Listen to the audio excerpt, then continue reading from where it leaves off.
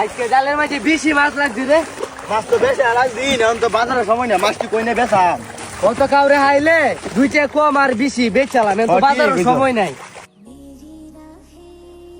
ওরা মাছ নিয়ে আইতেছে না, আম্মা বলতেছেন মাছের জন্য। দেখি তো মাছগুলো।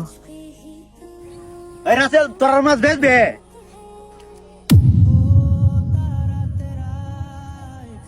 ও ভাই বেচাম। আরে বেচালাই দে। ছোট ভাই বেচে লাও। না ভাই মাছ বেচতাম না। কে রে ছোট ভাই, কে রে? মাছটি দে। হেন না কই আইছস, মাছটি বেচ দে। মাছটি দে। না আমি ব্রাজিল যাবো, তো মাছ বেচতাম না। মাছটি দে। আমার মাছটি আমার দে। তোর লই আর মাছই মারতাম না। আমার মাছটি আমার দে। আমার মাছটি বেচালাম। মাছ দিলাম না তোর। আমার মাছটি আমার দে। আমার মাছটি আমি বেচালাম। তোর সমস্যা কি? তোর মাছ দিলাম তুই কি তোর? না আমার মাছটি আমার দে। ছোট ভাই ঝগড়া করে না, যাও। এই মাছ আমি নিব না। ভাই দেখছেন মাছটি বেচতে দেয় না। ওর বাপ নাই, ওই আমার সাথে যায়। ওর জালের বাঘ নাই, ওর আমি সাথে নেই। মাছ বেচছে, ওর কিছু টিয়া দেয়, ওর সংসার চালাই আমি। ওই আর মাছটি বেচতে দেয় না। ভাই দেখছেন আপনি, মাছটি দেলা বেচালাই। মাছ দেবে না, তাই মাছ বেচতাম না। যা মাছ লাগবো না, তোর আর আমার সাথে রাখতাম না। ভাই আপনি চিন্তা করেন না, সন্ধ্যার সময় আমার জালে মাছ রাখবো, আপনার দিমুনি। আর তোর আমার সাথে আর রাখতাম না। আই আর্জেন্টিনা দান্দা হইরে যদি কাম ডারে বাদে কাম পাইম তো তার চেয়ে ভালো মাছটি দিয়ে দিই।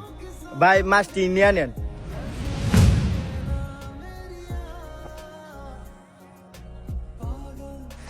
ভাই লয়ে যা। ছোট ভাই খেলা থাকবে খেলার জায়গায়, আর্জেন্টিনা থাকবে আর্জেন্টিনার জায়গায়, ব্রাজিল থাকবে ব্রাজিলের জায়গায়। আমরা যে ভাই বাদার, ওই সম্পর্কটা যেন খেলার জন্য কখনো না ভাঙে। খেলাধুলা কখনো ভাত খাওয়াবে না, ভাত তোমার আমার পরিশ্রম করেই খেতে হবে। তবে আমরা একটা দল সাপোর্ট করতে পারি, তবে হিংসায় নয়, বিনোদনে নাও। ভাই টাকাটা দিলেন না? টাকাটা দিমু, বাড়িতে গিয়া দিমু না। তোমরা 200 টাকার মাছ হইব, আমি 250 টাকা দিমু। ঝগড়াঝাটি করো না, ঝগড়াঝাটি ছোট ভাই ভালো না।